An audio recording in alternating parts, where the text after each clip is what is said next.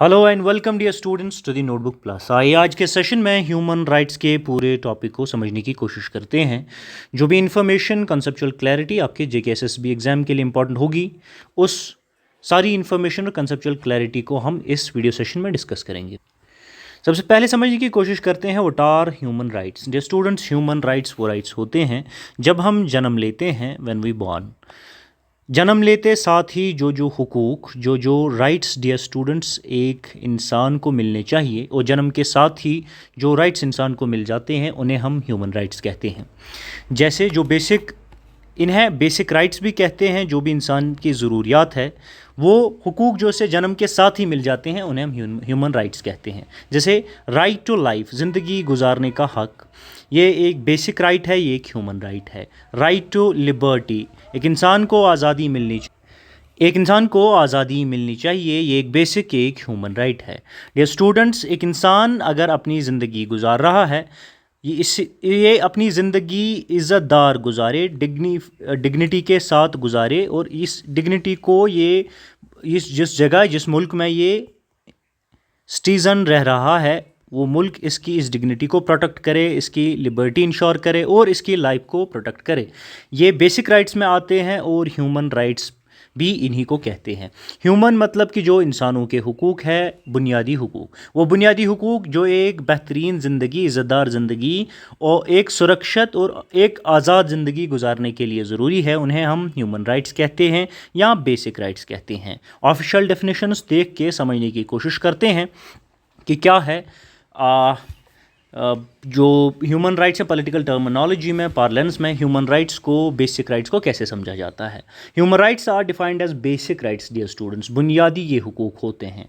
बुनियादी हुकूक जैसे कि हर एक इंसान को आज़ादी मिलनी चाहिए, हर एक इंसान को अपनी ज़िंदगी गुजारने की आज़ादी मिलनी चाहिए, ये इज़्ज़त से ये ज़िंदगी गुजारने की आज़ादी मिलनी चाहिए, उसके वो लिबर्टी उसके पास हो। बेसिक जो इम्यूनिटीज़ या नेसेसिटीज़ एक इंसान को मिलनी चाहिए, लाइक फूड, शेल्टर, एजुकेशन, ये सारे हुकूक जो इंसान को जन्म के साथ ही मिल जाते हैं, इन्हें हम ह्यूमन राइट्स कहते हैं। और ये ह्यूमन राइट्स किसी भी शख्स को, किसी भी सिटीज़न को, क्या किसी भी इंसान को इरेस्पेक्टिव ऑफ एनी एंटिटी मिल जाता है। For example, irrespective of nationality, वो किस मुल्क से, किस नेशन से वाबस्ता रखता है, ये मैटर नहीं करता। This is not the criteria, nationality is not the criteria to enjoy the human rights.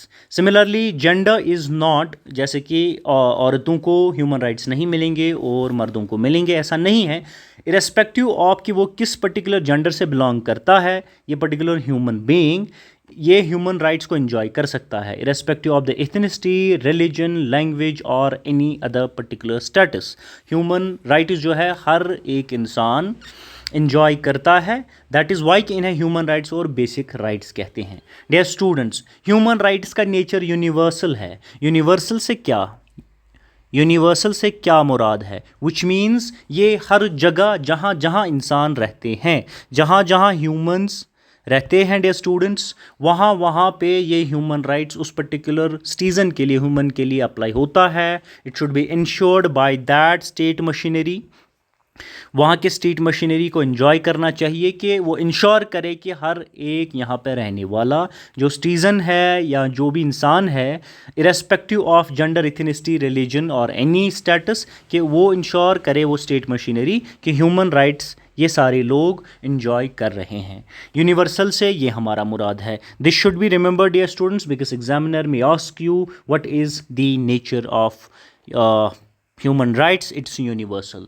Human rights inherent भी होते हैं, जैसे मैं अभी आपको बता रहा था। By inherent dear students we mean ये जन्म के साथ ही एक इंसान को ये हुकूक मिल जाते हैं। कौन से हुकूक? कुछ मैंने अभी टच किए हैं इन डिटेल, आगे हम इन्हें डिस्कस करने वाले हैं। First important thing is human rights are basic rights. What are those basic rights? Right to life, right to liberty, right to food, right to shelter, ये सारे बुनियादी हुकूक है। Why these are important? Because एक इंसान अपनी ज़िंदगी बेहतरीन तरीके से गुजारे, without any insecurity, with safety, और एक डिग्निफाइड ज़िंदगी गुजारे, इसके लिए ये बुनियादी हुकूक ज़रूरी है। तो second important what we have touched upon is these human rights as universal. What do we mean by universal? Universal से मुराद है कि जहाँ जहाँ दुनिया के जिस भी कोने में इंसान रह रहे हैं वहाँ हर एक इंसान को, हर दुनिया के जिस भी कोने में वो रह रहा है, यूनिवर्स ह्यूमन राइट्स मिलने चाहिए, बुनियादी हुकूक उसे मिलने चाहिए to live a better life. ये इनहेरेंट होते हैं, विच मीन्स ये जन्म के साथ ही इंसान को मिल जाते हैं. और ये फिर स्टेट मशीनरीज़, ये पर्टिकुलर कंट्री का वो जो गवर्नेंस सिस्टम है या जो स्टेट मशीनरीज़ है, ये यहाँ constitution of that particular country ensure करता है कि ये बुनियादी हकूक़ जो citizens of that particular country है या सब लोग हैं जो उस मुल्क के, वो ये ह्यूमन राइट्स इंजॉय कर रहे हों और ये ह्यूमन राइट्स प्रोटेक्ट हो रहे हों उन लोगों के. डियर स्टूडेंट्स, ये indivisible and inalienable human rights हैं. द टू टर्म्स जो मैंने कही, indivisible and inalienable, the meaning by this dear students is कि आप एक इंसान से, किसी भी शख्स से ये ह्यूमन राइट्स को अलग नहीं कर सकते. You can not take away human rights from any particular human being. In certain cases under emergencies, जब एक मुल्क में इमरजेंसीज़ लग जाती है, लॉफुल एग्जीक्यूशन उस इमरजेंसी का होता है, then in certain cases human rights को टेक अवे किया जा सकता है, इनको अलग किया जा सकता है. अपार्ट फ्रॉम दैट वो रेयर केसेस या सर्टन केसेस है, लेकिन normal circumstances human rights of एलिनेट नहीं, टेक अवे नहीं कर सकते हैं किसी भी शख्स से. डियर स्टूडेंट्स, स्कोप क्या है, कहाँ तक दायरा है ह्यूमन राइट्स का? आपका सवाल अब हो सकता है कि अभी तक थोड़ा बहुत आइडिया हमें मिला, what are these human rights, but what is the scope of human rights? What do you mean by scope? Scope means कि कहाँ कहाँ तक अब इसकी हद है. ह्यूमन राइट्स के कैटेगरी में कौन कौन से राइट्स आ जाते हैं, कौन कौन से राइट्स है जो ह्यूमन राइट्स के कैटेगरी में आ जाते हैं, वो डिफाइन करेगा what is the scope of human rights. Dear students, fundamental rights जो इंडियन कॉन्स्टिट्यूशन में हैं या किसी और मुल्क के कॉन्स्टिट्यूशन में हैं, वो फंडामेंटल राइट्स ह्यूमन राइट्स के कैटेगरीज में आते हैं. ह्यूमन राइट्स के कैटेगरी में डियर स्टूडेंट्स जितने भी फंडामेंटल राइट्स है जो भी एक पर्टिकुलर कंट्री के कॉन्स्टिट्यूशन में इंस्टाइन किए गए हों, जैसे इंडियन कॉन्स्टिट्यूशन में इंस्टाइंड है फंडामेंटल राइट्स, वो ह्यूमन राइट्स के कैटेगरी में आ जाते हैं. Which means all the fundamental rights are human rights. ये बात आपने याद रखनी है. What are those? For example, human rights कौन कौन से हैं? Right to life is the fundamental right, that is the first example. आप स्कोप समझने की कोशिश कर रहे हैं, कौन कौन से राइट्स ह्यूमन राइट्स के कैटेगरी में आ जाते हैं. Dear students, right to food, right to education, right to health, right to work, right to liberty, ये भी फंडामेंटल राइट्स हैं. विच मीन्स कि ये ह्यूमन राइट्स के कैटेगरी में भी आ जाते हैं. Which mean these are those basic rights जो एक शख्स को जन्म के साथ ही मिल जाते हैं. देन दीज आर इंश्योर्ड और प्रोटेक्टेड बाय स्टेट मशीनरीज. ये आपने याद रखना है. ये ह्यूमन राइट्स इतने अहम हैं कि एक शख्स को अगर एक बेहतरीन ज़िंदगी गुजारनी है, ये ह्यूमन राइट्स का होना बहुत ज़रूरी है. डियर स्टूडेंट्स, ह्यूमन राइट्स का एक दिन भी मनाया जाता है. किस दिन पे ये दिन मनाया जाता है ये आपको याद होना चाहिए. Human rights day is observed on 10th December dear students, और ये 10th December हर साल मनाया जाता है. ये डेट इंपॉर्टेंट है for your exam point of view कि हर साल 10th December को ह्यूमन राइट्स डे मनाया जाता है हर साल. क्यों मनाया जाता है? सिग्निफिकेंस क्या है? कभी अडॉप्ट किया गया? 10 दिसंबर जो है ये कहाँ से आया है? ये आया है कि जब अडॉप्ट किया है universal declaration of human rights, यानी कि UDHR, universal declaration of human rights, when it was adopted by United nation general assembly on 10th December 1948. ये डेट भी आपको याद रखनी है. That's why this 10th December is important, और इसी दिन को ह्यूमन राइट्स डे मनाया जाता है. 10th December क्यों इंपॉर्टेंट है? 10th December 1948, because on this date United Nations General Assembly जो है इसने अडॉप्ट किया था universal declaration of human rights. That's why this date is celebrated as world human rights day. Dear students, office कहाँ पे है? इस high commission for human rights का ऑफिस है जिसका काम है to promote protect human rights globally. There is an office का क्या नाम है? High commission for human rights. OHCHR acronym है जो office of high commissioner for human rights के लिए यूज़ होती है. इसका हेडक्वार्टर कहाँ है? जेनेवा में. काम क्या है इस ऑफिस का? इसका काम है, इसका रोल है to promote human rights globally, to protect human rights globally. ये कुछ इंफॉर्मेशन आपने इंपॉर्टेंट है तो याद रखनी है एग्जाम पॉइंट ऑफ व्यू से। देन कमिंग टू द, जिस पे अभी बात कर रहे थे, international bill of human rights. क्या है ये international bill of human rights? आपके एग्जाम पॉइंट ऑफ व्यू के लिए इंपॉर्टेंट है इसे समझना, इस पर डिस्कशन होना, और इंपॉर्टेंट डेट्स जो है, नेम्स हैं, वो याद रखना ज़रूरी है। International bill of human rights जो जंग अज़ीम दूसरी, वर्ल्ड वार सेकंड हुई थी, कब तक चली थी? 1939 टू 1948 तक। क्या जंग वर्ल्ड वार सेकंड जो है ये कहाँ तक चली? ये डेट इंपॉर्टेंट है, 1939 टू 1945 ये जंग चली। तो इसमें ग्लोबली जब देखा गया है तो ख़ासकर उन जो ममालिक, those countries which were involve directly और indirectly in the world war second, इनमें देखा गया है कि जो ह्यूमन राइट्स की वो वायलेशन हुई है मास लेवल पे, human rights violation mass level पे हुई है। तो उसमें देखा गया then because after the world war second globally लोगों को, पूरी दुनिया को लगा, सारे मुल्कों को लगा कि फॉर्मली अब डिफ़ाइन करना चाहिए हमें what are the human rights, और डिफ़ाइन करना चाहिए कि कौन कौन से राइट्स जो है ह्यूमन राइट्स के कैटेगरी में आ जाते हैं। देन हम बेसिक राइट्स जो हैं या ये ह्यूमन राइट्स जो हैं ये प्रोटेक्ट कर पाएँ सिटीजन्स ऑफ आवर कंट्री। हर एक मुल्क अपने जो जब डिफाइन किया जाएगा what are the human rights and what are the different rights that comes under the category of human rights, और उन्हें हर एक मुल्क तक पहुंचाया जाएगा, और वो हर एक मुल्क अपने सिटीजन्स के लिए वो इंश्योर करेगा कि वो इंजॉय कर पाएँ ये बेसिक राइट्स, एंड उन बेसिक राइट्स को इंजॉय भी कर पाएगा, राइट, और प्रोटेक्ट भी कर पाएगा। ये कॉल आई after the post world war second. Why? Because इस जंग के दौरान जो भी मुल्क इन्वॉल्व थे वर्ल्ड वार सेकेंड में, उनमें मास वायलेशन ऑफ ह्यूमन राइट्स देखी गई है। आप समझने की कोशिश करेंगे कि ये international bill of human rights कहाँ से आई है। वर्ल्ड वार सेकेंड जो है उसके बाद से ये बातें होना स्टार्ट हो गई कि ह्यूमन राइट्स को अब हमें डिफ़ाइन करना चाहिए। 1948 में universal declaration of human rights जो है ये अडॉप्ट किया गया है। First globally universal declaration of human rights पहले अडॉप्ट किया गया है। इसमें this was the first global agreement जिसमें इनएलिएनेबल ह्यूमन राइट्स या basic human rights, the first milestone 1948 universal declaration of human rights UDHR adopt किया गया। It was the important point two remember is it was the first global agreement जिसमें से human rights की listing की गई। What are the important human rights that should be defined and that should be protected and ensured that these rights are enjoyed by the citizens of the countries globally। इस पे बात की गई। दूसरी important date क्या है dear students? That is कि treaties आई after 1948। 1966 में ट्रीटीज़ हुई, 2 ट्रीटीज़। ये दोनों ट्रीटीज़ बाइंडिंग थी। एक treaty international convent on economic, social and cultural rights, ICESCR, International Convent on Economic, Social and Cultural Rights. This was the first treaty. And the second treaty कौन सी थी? International Convent on Civil and Political Rights, ICCPR। ये 2 treaties आई। ये कब आई? 1966 में। और इन treaties को कौन कौन सी कमिटीज़ मॉनिटर करती है? ICESCR जो है, international convent on economic, social and cultural rights, इसको मॉनिटर करती है committee on economic, social and cultural rights. ये कमेटी इसको मॉनिटर करती है इस पर्टिकुलर ट्रीटी को।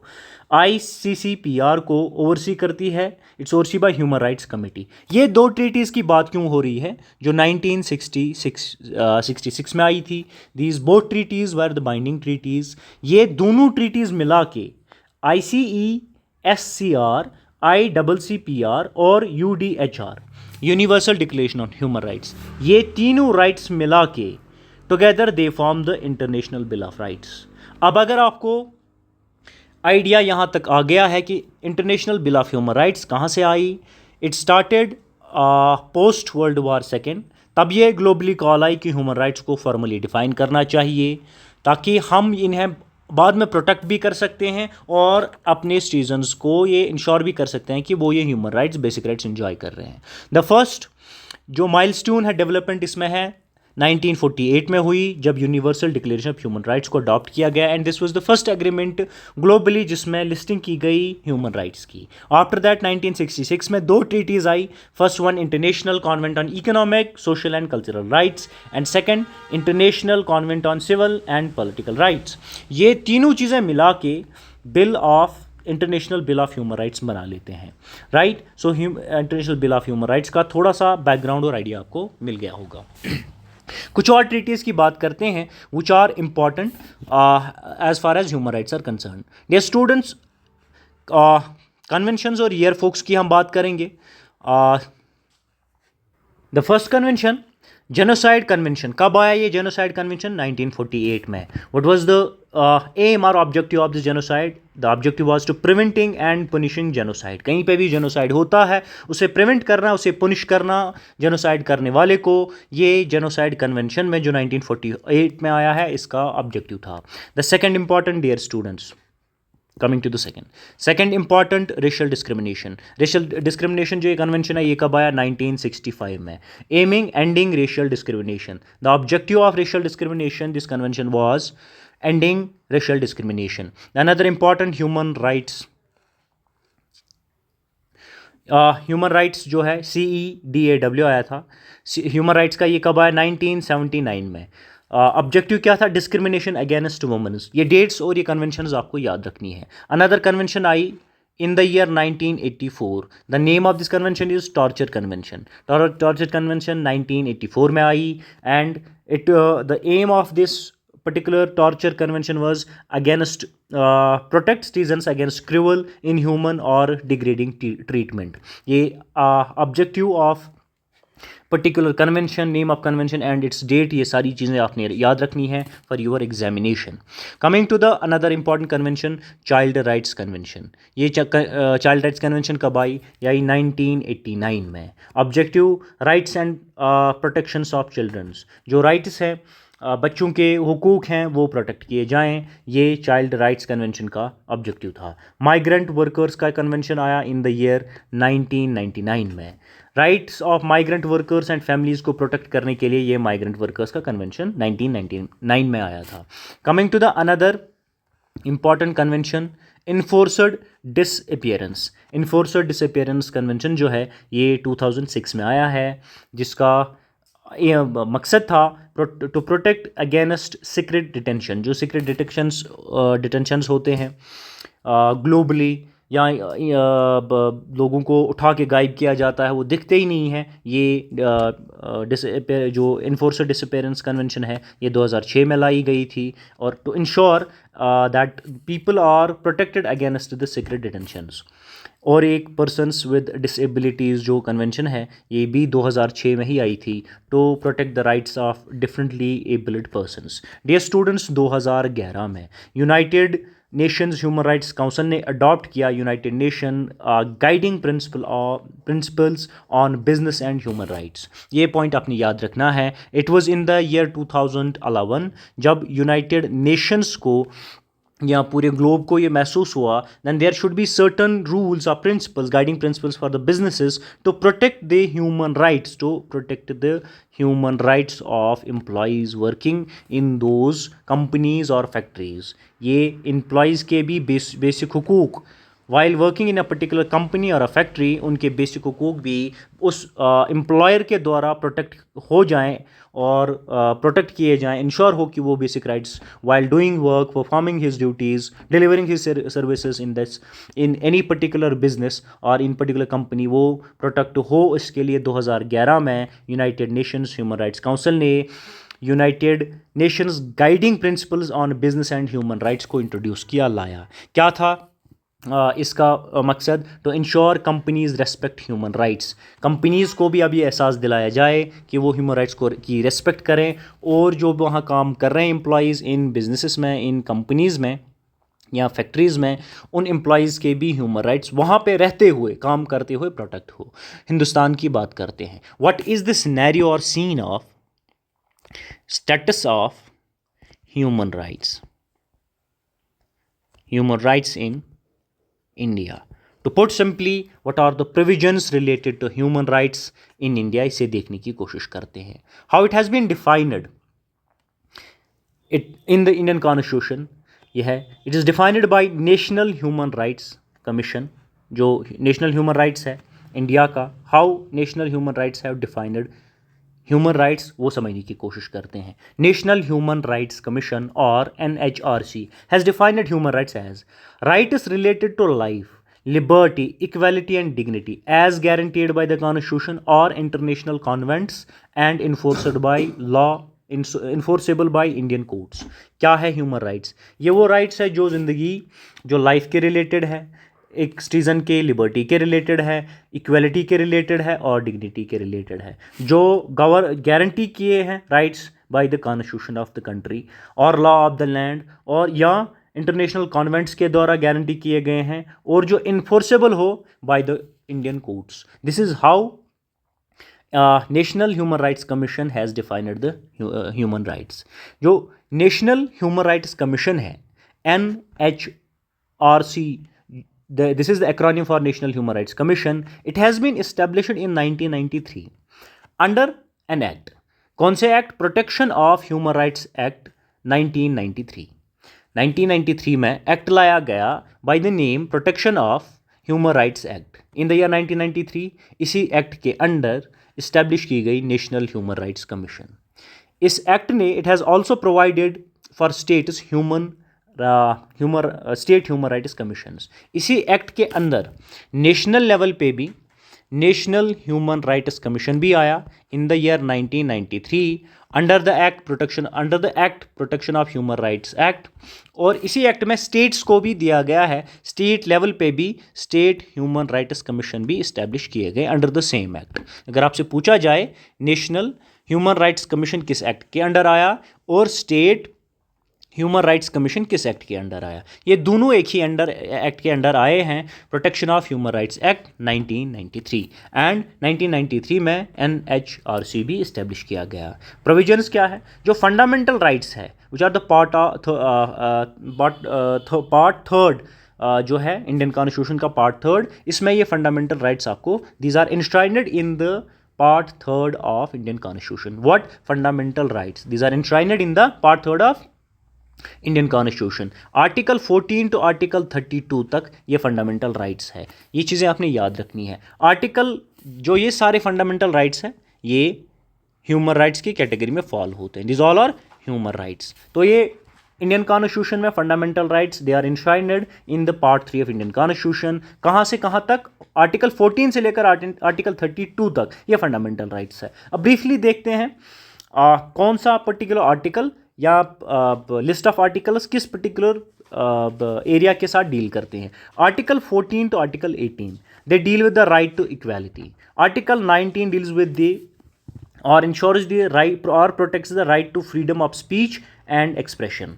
Right to freedom of speech and expression article 19 के अंडर इंश्योर्ड है. और article 21 it deals with the right to life and personal liberty. Enforcement violation can be challenged in the supreme court. अगर ये जितने भी fundamental rights है violet होते हैं, this can be challenged in the supreme court under article 32. या high court में ये चैलेंज किए जा सकते हैं. If this fundamental rights are violated they can be challenged in the supreme court. Supreme court में अगर किए जाए तो अंडर आर्टिकल 32. अगर हाई कोर्ट में आपने चैलेंज करने हैं they will be challenged under article 226. बात करते हैं डायरेक्टिव प्रिंसिपल्स की which are important. Directive principles of state policy these are enshrined in the part 4 of Indian constitution. From article 36 to 51 ये directive principles दिए गए हैं. डायरेक्टिव प्रिंसिपल्स जस्टिसेबल नहीं है, which means they guide the state in policy making ensuring socio-economic justice. ये directive principles state को guide करते हैं कि सोशल इकोनॉमिक जस्ट इंश्योर हो to ensure the better economic security and social security to the citizens of the country. मगर इन्हें आप court में चैलेंज नहीं कर सकते. But the directive principles are important because they ensure that the socio and economic justice are guaranteed to the citizens of the country. That's why कि directive principles भी important है in this particular heading under human rights. International committees की बात करते हैं which are important. International the commitments which India had done, India ने sign किया और रेटिफाई की है। इंडिया हैज़ साइनड UDHR, जिनकी हम अभी बात कर रहे थे, universal declaration of human rights. India has ratified and signed UDHR, ICESCRB and ICCPRB. India is the signatory of all these treaties. It has also ratified Racial Discrimination Convention. जो Racial Discrimination Convention है वो भी ratify India ने की है। Woman rights convention CEDAWB India ने ratify की है। चाइल्ड राइट्स कन्वेंशन भी, और rights of persons with disabilities. कुछ इंपॉर्टेंट इंडियन लॉज देखते हैं और वेलफेयर पॉलिसीज़, जिससे इंश्योर होता है कि ह्यूमन राइट्स सेफ़ हैं और ह्यूमन राइट्स इंजॉय कर पाएँ द सिटीजन्स ऑफ इंडिया। वो किन किन और इम्पॉर्टेंट इंडियन लॉज से और वेलफेयर पॉलिसीज़ से इंश्योर होता है। फॉरेस्ट राइट्स एक्ट 2006 में ये लाया गया। ये रिकॉग्नाइज करता है tribal rights over forest land to ensure that the basic rights of those people are protected. Law acquisition act आया 2013 में, जिसने transparent land acquisition and fair compensation जिसका ऑब्जेक्टिव था, जिसमें लाया गया दैट जो लैंड एक्विजिशन हो वो ट्रांसपेरेंट हो, ज़ोर ज़बरदस्ती में ना हो, लोगों के मर्ज़ी के ख़िलाफ़ ना हो, और फेयर कंपनसेशन लोगों को मिले if state acquires land of a particular citizen, तो उसको जो कंपनसेशन मिलनी चाहिए वो फेयर हो। ये लैंड एक्विजिशन एक्ट 2013 में ये चीज़ें सारी डील होती हैं।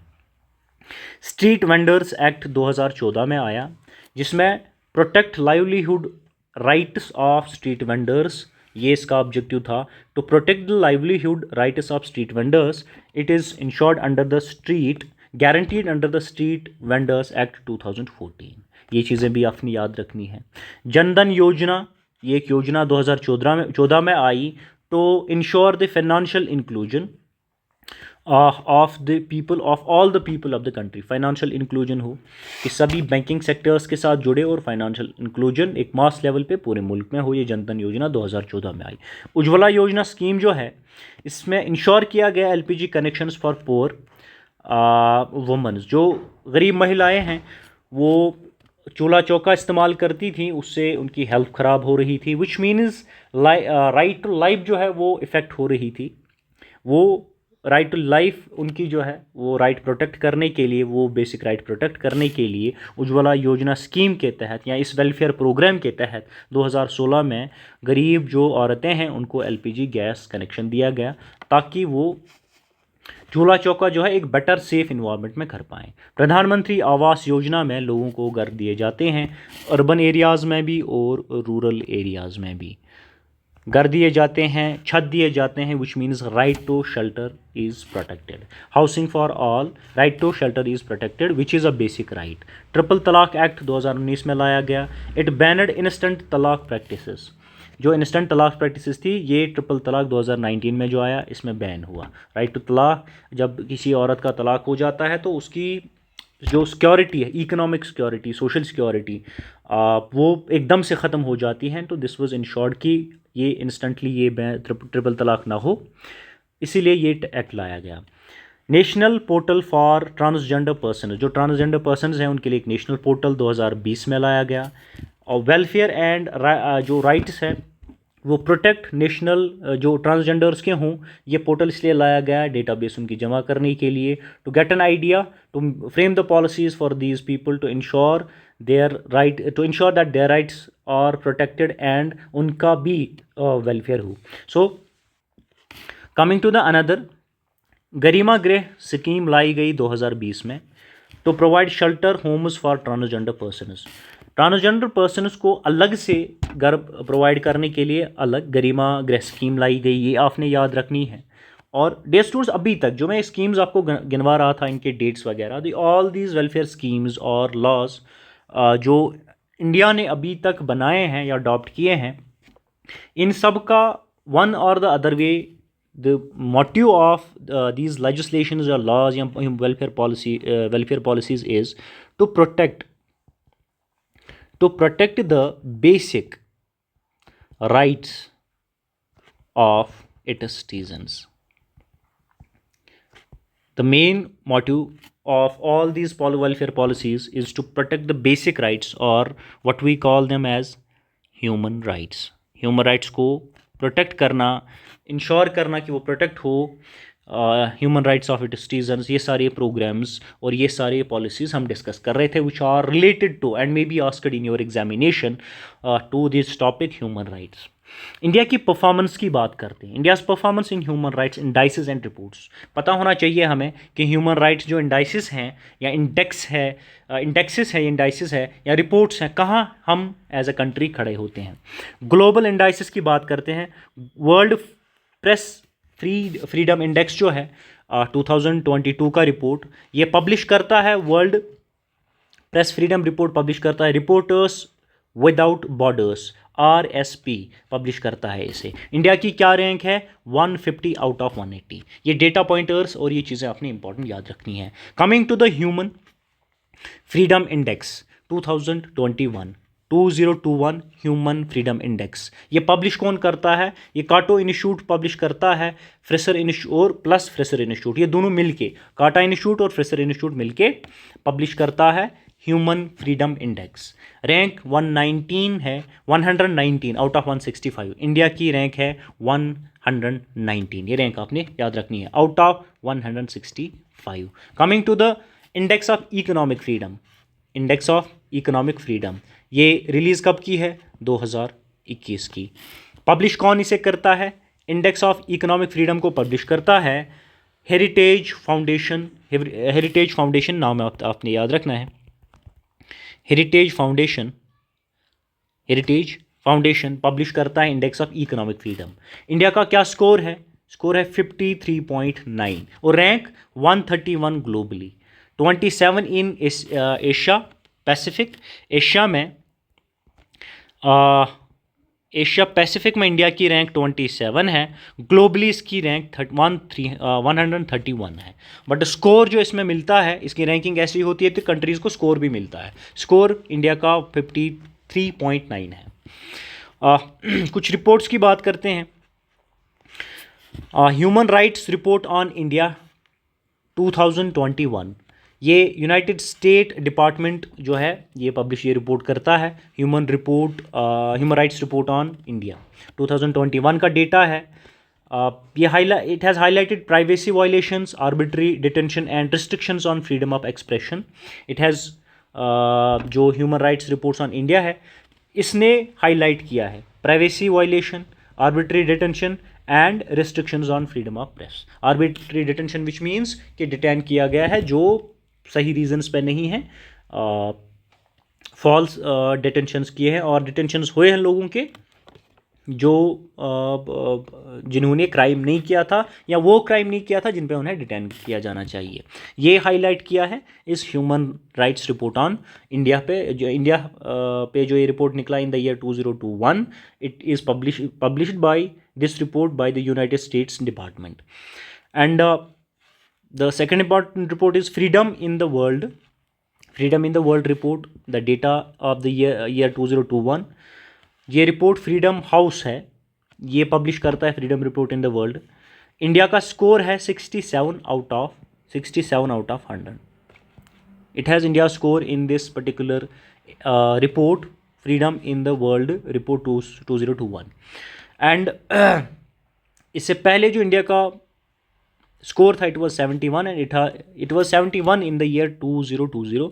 2020 में इस रिपोर्ट का स्कोर जो था हिंदुस्तान का 71 था, but it has dropped in the year 2021, dropped from 71 to 67.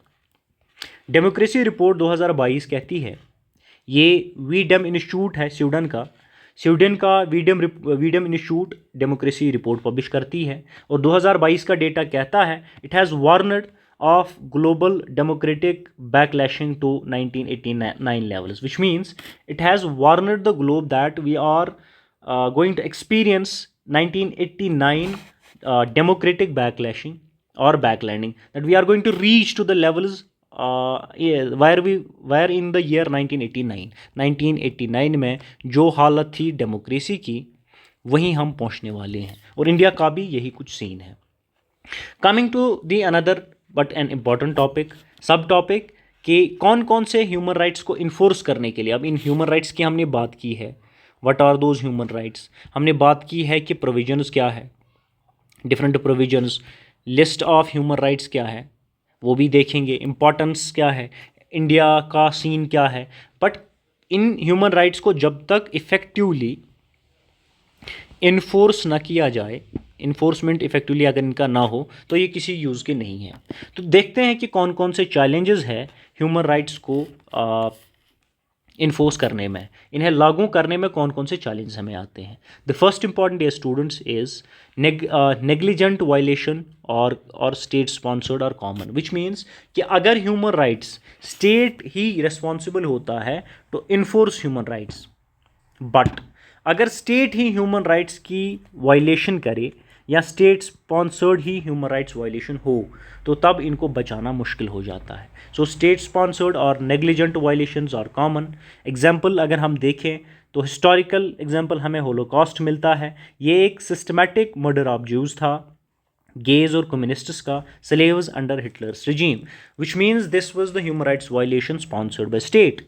जब human rights violation state sponsored ही हो तो तब इनको बचाना या प्रोटेक्ट करना मुश्किल हो जाता है। मैनुअल स्कैवेजिंग जो हम आज करते हैं, जो बड़ा चैलेंज है मैनुअल स्कैवेजिंग, बैन्स लगाई गई है इस पे, लेकिन तब भी रूरल इंडिया में हमें देखने को मिलता है कि अभी भी लोग मैनुअली जाते हैं और जो भी सीवेज है उन पाइपों में जाके साफ़ सफाई करते हैं, या अर्बन एरियाज़ में भी जाते हैं जहाँ पे अभी भी ड्रेनेज सिस्टम जो है उतना बेहतर नहीं है, लोग अभी भी वो काम करते हैं जो उन्हें नहीं करना चाहिए। ये right to live with dignity जो है राइट, ये राइट जो वायलेट होता है, जो बेसिक या ह्यूमन राइट है, it's violated by this manual scavenging और this practice which is still continuing in the rural India और इन द सेमी अर्बन और अर्बन एरियाज़ जहाँ पे अभी भी ये लोग करते हैं। डिस्प्लेसमेंट ऑफ ट्राइबल्स है, ये एक अनदर दूसरा एक इशू है कि जिससे ह्यूमन राइट्स वायलेट होते हैं सिटीजन्स के। Another is pollution and environment which is rising, pollution बढ़ता जा रहा है और इन्वायरमेंट को नुकसान हो रहा है, लोगों को सही शेल्टर नहीं मिल रहा है, सही पानी नहीं मिल रहा है, सही हवा नहीं मिल रहा है, which means right to life violate होता है under the article, and right to clean environment it is covered under right to clean environment. It is a basic right and it is covered in the fundamental right as well. Fundamental right जो है article 21 उसमें भी ये insured है, but still ये urbanisation की वजह से this act and this article 21 violate होता है, which is a basic right और ह्यूमन राइट ये भी वायलेट होता है। वायलेंस अगेंस्ट वुमेन्स हमें देखने को मिलता है, विच अगेन जेंडर डिस्क्रिमिनेशन हो रही है, डोमेस्टिक एंड वर्क प्लेस में अब्यूज़ देखने को मिलता है, which again is an issue और a challenge in implementing the human rights. यहाँ से भी ह्यूमन राइट्स की वायलेशन हो रही है। प्रिजनर्स राइट्स की अगर हम बात करें तो कस्टोडियल टॉर्चर हमें देखने को मिलता है, rapes, lack of hygiene, poor food और फोर्स्ड लेबर हमें देखने को मिलता है, विच मीन्स ह्यूमन राइट्स या जो ये बेसिक राइट्स है these are not protected, these prisoners जो राइट्स है और प्रिजनर्स बेसिक राइट्स ये प्रोटेक्ट नहीं हो रहे हैं।